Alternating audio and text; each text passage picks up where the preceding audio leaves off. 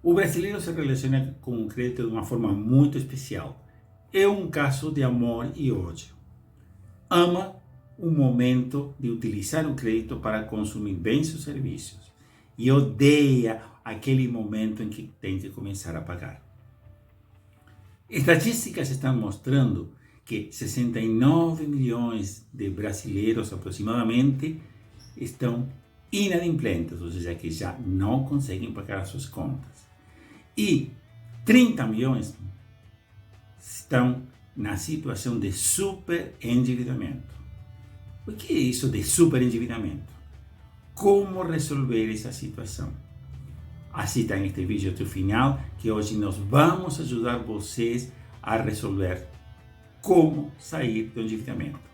O título do nosso vídeo: Superendividado. E agora, atenção, nós temos uma convidada muito especial. Devo, não nego, pago quando puder. A Lei 14.181, de 1º de julho de 2021, Lei do Superendividamento, acolheu esse ditado e dispõe sobre a prevenção e tratamento do superendividamento. Para abordar esse tema, hoje estamos convidando a doutora Tatiana Dorigatti. A doutora Dorigatti, ela é inscrita na Ordem dos Advogados do Brasil, na Associação de Minas Gerais. Ela é atuante na área do direito privado, principalmente nas áreas de direito bancário e do consumidor. Ela é mestra em Direito pela Faculdade de Direito do Sul de Minas, palestrante e pesquisadora. Doutora Dorigatti, Tatiana, seja muito bem-vinda. Eu que agradeço, Silvio, é um prazer poder falar novamente com o senhor e com o bem financeiro, principalmente, estar aqui para poder contribuir de alguma forma e trocar, né? Trocar conteúdo, experiências e aprendizados. Então, é um prazer estar aqui. Então, vamos abordar o tema, nós não queremos estender o vídeo demais. Então, eu queria, de alguma forma, falar do contexto, porque a parte de por que ser superendividado, como isso, ok, isso vamos falar com você vai apresentar isso perfeitamente. Ou seja, o que eu queria, de alguma forma, mostrar um contexto. Qual é o contexto que esta lei está aparecendo, vamos ver, foi promulgada, ou seja, praticamente quase que 70 milhões de inadimplentes no Brasil, segundo as últimas pesquisas, acima de 30 milhões, aproximadamente 30 milhões de superendividados, né? E todo por 1 bilhão, vamos falar assim, que se chama crédito. Em todas as suas formas, seja cartão de crédito, que realmente é o mais popular, cheque especial, financiamento de casa, de carro, cartões de loja, crediários, tudo isso. Ou seja, o tema é o crédito. Mas o que acontece?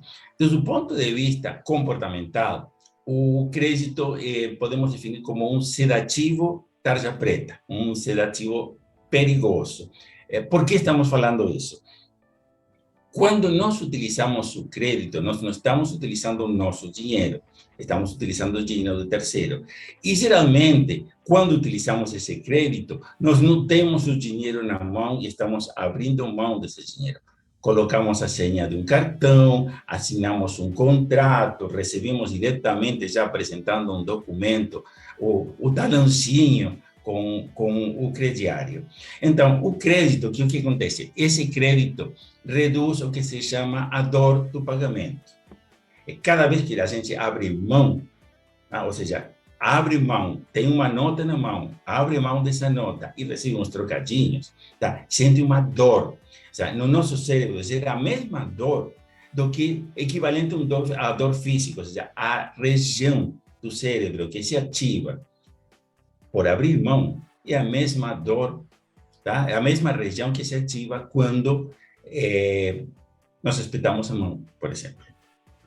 Sim. Por isso que esse relacionamento, como falamos na abertura, o relacionamento do brasileiro com o crédito é de amor e ódio. tá? De amor na hora de comprar, porque, lógico, com o imediatismo que nós estamos passando, eu quero já e eu mereço. Tá? E essa facilidade de que utilize esse crédito, seja mais feliz, consuma o que você quer, não aguarde, essa é uma parte mais feliz. Porém, em algum momento chega a hora de pagar. E aí chega um momento que todo mundo odeia, porque aí começam as questões, e agora, como que eu faço? Estou fazendo as contas, não consigo pagar essas contas. Muitos não conseguem parar para pensar se realmente na hora de comprar eles estavam com o dinheiro ou que iam deixar de pagar ou de comprar básico por utilizar essa parcelinha pequena que vai a perder de vista, que é outro tema. O seu crédito é um sedativo, por um lado. Por quê? Porque, primeiro, joga para o futuro consumos atuais, portanto, difere, tá? O momento de consumo e de pagamento, que é fantástico. Quem gosta de consumir sem pagar? Tá? Quem Essa não primeira gosta, é. é uma beleza, né? Assim, e a partir daí, esse futuro, primeiro, é difuso. E nós não temos um relacionamento, um contexto, um relacionamento emocional, tá? Com o futuro. Portanto, quando jogamos para o futuro sempre vai ser bom. Ou seja, tudo que nós deixamos para depois sempre vai ser melhor. Então, nesse contexto, acontece que excesso de consumo, gastos acima dos recursos recebidos mensalmente, endividamento. Por quê? Porque como compro com essas parcelas pequenas e que essas pequenas vão se acumulando, acumulando, acumulando, chega um momento que o total dessas parcelas começa a consumir uma percentagem muito elevada dos rendimentos mensais. E aí aparece o tema da inadimplência e agora esse do superendividamento.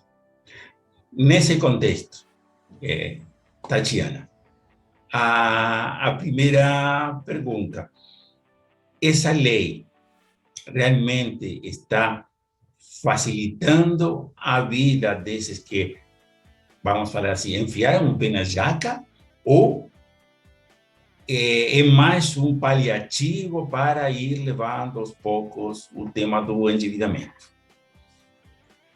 Bom, diante desse contexto todo, né, seria até interessante a gente entrar um pouco no quanto as instituições bancárias, instituições de créditos, elas ofertam créditos bem sedutores a esses consumidores. E o intuito desta lei, né, a Lei 14.181, que foi sancionada tem pouco mais de um mês, que foi 2 de julho de 2021, ela tem aí uma intenção, né, de incorporar dentro do Código de Defesa do Consumidor um objetivo, que é de prevenir e de tratar esse superendividamento. Então, eu entendo que não é uma forma de que todos os consumidores possam utilizar disso a qualquer custo, a qualquer tempo. São situações em que esses consumidores, eles se encaixam, né? Porque o que seria, então, o superendividamento? Né? A lei, ela até trata, aqui no artigo, até eu separei aqui para falar um pouquinho sobre esse artigo, é o artigo 54, a linha A, né, parágrafo 1º, que trata essa questão do superendividamento como uma impossibilidade manifesta de que esse consumidor, que é uma pessoa natural, ou seja, somente pessoas, né, não pode CNPJs e empresas, então esse superendividamento, ele se encaixa às pessoas naturais e de boa fé. Então, aí a gente já, como se diz, a gente já dá uma filtrada nos consumidores que estão ali para fraudar, que estão ali de má fé. A lei, ela traz essa proteção para os consumidores de boa fé e, claro, na prática, o Poder Judiciário que vai ter que olhar para esses consumidores que estão usando o crédito ou usando esta lei como forma fraudulenta. Entendi. Fantástico. Então, super endividado é aquela pessoa que já tem tanta dívida que está colocando em risco, ou já tem em risco, de alguma forma, por causa das cobranças ou das coisas a pagar, a sua sobrevivência. Ou seja, diretamente viveria somente para pagar, somente que não tem como se sustentar para continuar vivendo ou para continuar pagando. Seria mais ou menos essa situação. Isso. Voltando ainda para a lei, né? A lei trata exatamente disso, porque o consumidor que se vê nessa situação de superendividado, ele não consegue pagar a totalidade das suas dívidas e nem ainda sobreviver. Ou seja, a lei traz aí uma expressão de que o total das dívidas desse consumidor compromete o seu mínimo existencial. Esse é um termo que a lei traz, que o que isso quer dizer? Ela quer dizer que é tanta dívida, né? E o que essa pessoa recebe como renda não alcança e ainda inviabiliza a forma dessa pessoa sobreviver, né? Ela não consegue, por exemplo, pagar o seu aluguel, ela não consegue se alimentar, ela não consegue comprar seus medicamentos, entre uma série de coisas que são despesas fixas, né? Ela deveria entender como uma despesa fixa, mas aí o consumidor nessa situação de má gestão aí da dívida, ou até uma situação em que ele realmente se viu entrando nesse superendividamento, como nós estamos agora com a pandemia, né? A situação de pandemia trouxe aí uma oferta de crédito e uma sedução para o consumidor gastar mais, né? Aqueles que ficaram em casa começaram a gastar mais dentro de casa com as compras online, aumentou-se muito, né? A porcentagem de consumidores que começaram a usar desse tipo de compra, né, online, e através também da perda do emprego. As pessoas se viram em situações em que não conseguiram manter os seus empregos na pandemia e estão agora se encaixando nessa situação de superendividamento. Então, a lei, ela protege essas pessoas, né? Esses consumidores que precisam ter um tratamento e uma proteção diferenciada para que eles possam realmente estar inclusos socialmente na e retornar, né, futuramente a economia, poder realmente novamente fazer girar o seu dinheiro, que é esse um objetivo, né? Fazer girar a economia é um objetivo da própria lei em si. Tatiana, nesse contexto, eu tenho uma dúvida. Todos os créditos, ou seja, todas as dívidas geradas pelos créditos, vamos falar assim, são passíveis de serem incorporadas dentro desse superendividamento? Então, é bem interessante essa pergunta, Silvio, e a lei traz aí algumas exclusões, né, dessa negociação dessas dívidas. A lei fala, especialmente, desses contratos que eles são celebrados de uma forma dolosa, em que o consumidor, ele propositalmente, né, não tem a intenção de pagar. Então, foi o que eu mencionei anteriormente a respeito das fraudes, né? E a dívida também proveniente de contratos de crédito com garantia real, de financiamentos imobiliários e de crédito rural. Esses créditos, essas dívidas decorrentes desses contratos, eles realmente não podem fazer parte dessa negociação.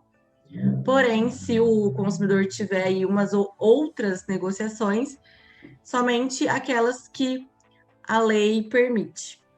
É bem interessante, porque, em definitiva, é um pouco como outro elemento mais do contexto, é aquele famoso tema, um tema que continua sendo recorrente, a falta de educação financeira da população em geral. E essa falta de educação financeira, já deixo falar isso, essa falta de educação financeira vai além de soma, resta, multiplicar, dividir, taxa de juros, é perfeito.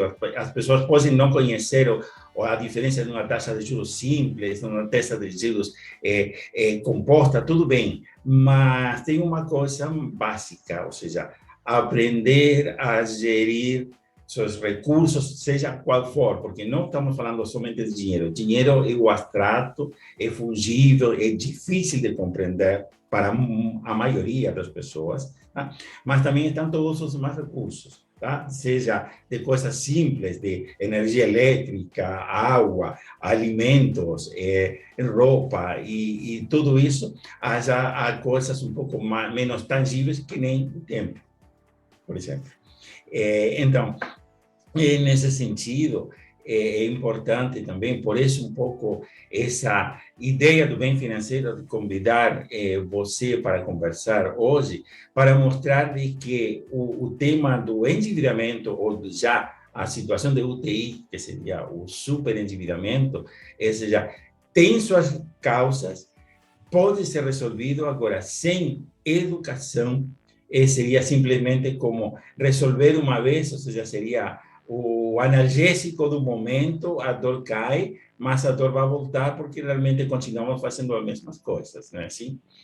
Exato, a gente vai, essa lei ela traz aí um cuidado com o sintoma, né, que é o superendividamento, mas ela traz também a ideia da educação financeira, que é uma nova ideia assim de cuidado do próprio dinheiro para o consumidor, não ter ali somente a ideia de que ele tem todos os seus deveres, né, e seus direitos protegidos.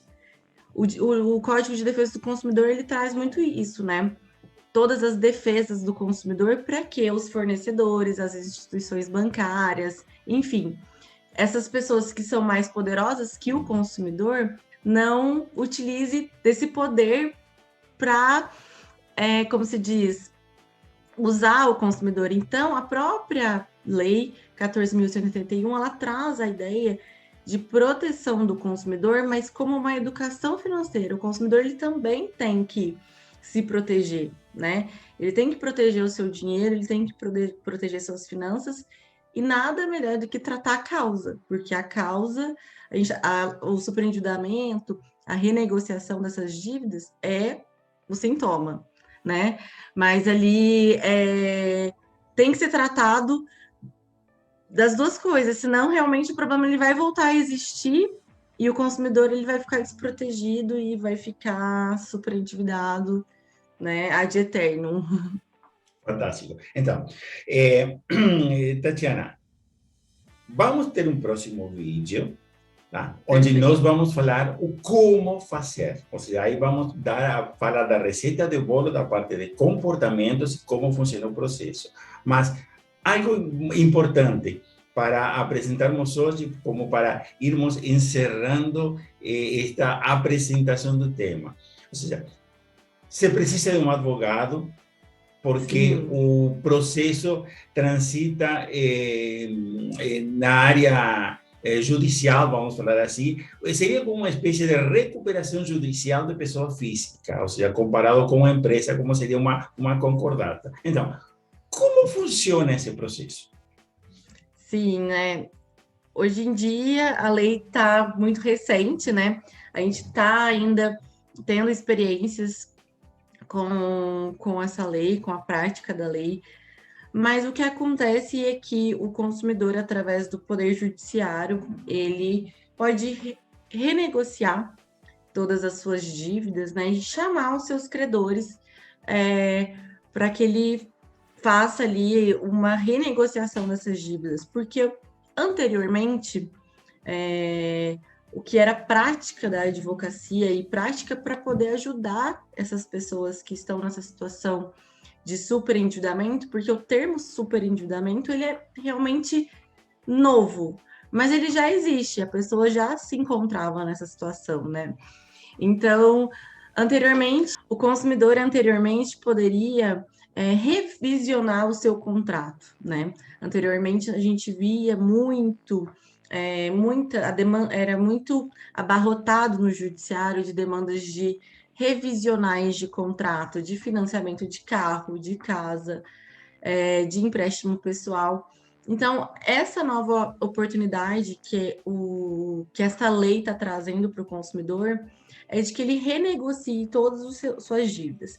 Ele chame o judiciário, né, acione o Poder Judiciário para poder trazer ali todos os seus credores e renegociar por meio da justiça. Então, é uma facilidade para que ele possa realmente entender quantas dívidas ele tem, né? Realmente começar a desafogar dessa situação em que ele se encontra. Então, acho que foi bem claro, em definitiva. Se você quer, ou seja, você não vai a repactuar, vamos falar assim, o contrato anterior, simplesmente falar, bom, agora vamos dar um espaço onde você me deixa recuperar para eu poder pagar. Ou seja, aqui o intuito daqui não é não pagar ou pagar menos simplesmente porque não posso, porque sou uma vítima. Ou seja, o objetivo aqui não é vitimizar ou passar a mão nas costas, tampinha na costa daquele que se sente vítima, porque tem alguém que tinha dinheiro e me emprestou, mas, em definitiva, eu fui quem pediu emprestado, ou seja, não é um tema de que alguém me enviou dinheiro para tem crédito, consuma. Não foi assim, ou seja, existem essas duas partes. Eu acredito que ficou bem clara a explicação e realmente o que nós fizemos hoje foi essa apresentação breve do contexto, pensando, bom, e agora? Como fazemos para?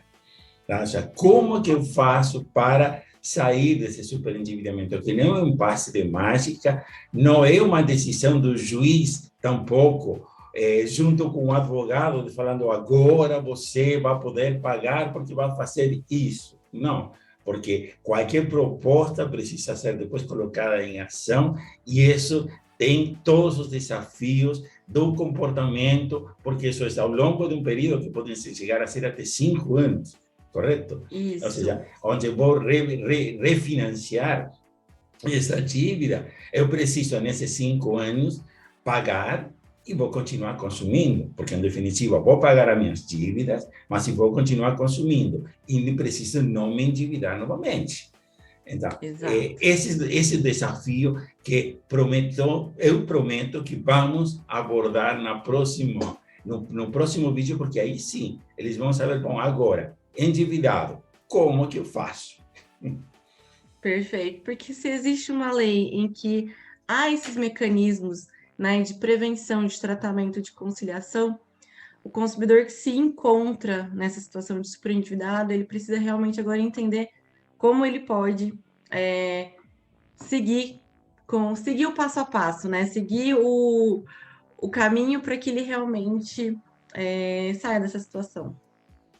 Excelente. Então, para todos os que estão nos assistindo, gostaram do vídeo, façam o tripé que nós passamos repetindo sempre. Primeiro, se inscreva no canal. Segundo, clique no sininho que está aqui embaixo e fiquem a par das nossas atualizações. E terceiro, deixe seus comentários. Dúvidas com relação à apresentação, fiquem à vontade de deixar. E vamos adiantar também, já tem consultas específicas sobre o como? Aproveitem esse momento, deixem nos comentários essas perguntas que no próximo vídeo com a doutora Tatiana Dorigatti, nós vamos ajudar vocês a montar um processo de comportamento para fazer acontecer e a doutora Tatiana Dorigatti vai mostrar para vocês qual é esse caminho das pedras. Perfeitamente. Então é isso, pessoal. Até o próximo vídeo. Eu agradeço o Banho Financeiro e deixem aí os seus comentários, suas perguntas que eu estou aqui para poder auxiliar. Meus amigos, muito obrigado e não esqueçam, seu bem e o nosso